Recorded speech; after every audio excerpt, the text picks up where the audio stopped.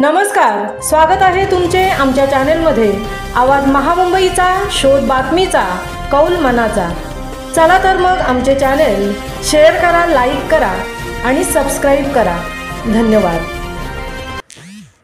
शिक्षकांनी केला विद्यार्थिनीचा विनयभंग, गुरु शिष्याच्या नात्याला काळीमा फासणारी घटना।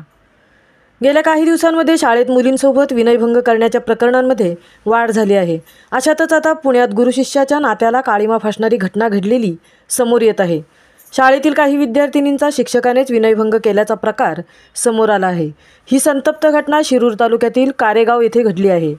अनिल महादेव शेळके, वय वर्ष 52, राहणार सोनेसांगवी, तालुका शिरूर, पुणे असे आरोपी शिक्षकाचे नाव आहे।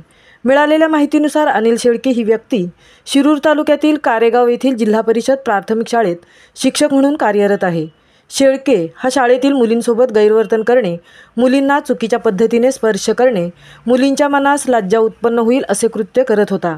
शाळेतील अल्पवयीन मुलींसोबत गैरकृत्य करत असताना आरोपी शिक्षक अनिल शेळकेने मुलींना याबद्दल कोणालाही न सांगण्याची धमकी दिली होती।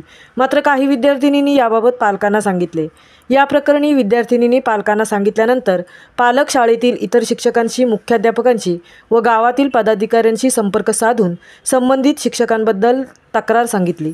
या प्रकरणी प्राथमिक शाळेचे मुख्याध्यापक त्यांनी रांजणगाव MIDC पोलीस स्टेशनला फिर्याद दिली आहे। या प्रकरणी पोलिसांनी आरोपींविरुद्ध बाललैंगिक अत्याचार प्रकरणी गुन्हा दाखल करत तातडीने अटक केली।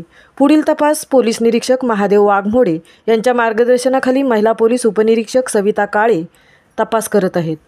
आवाज महामुंबईचा चॅनेलसाठी तृप्ती भोईर, पुणे।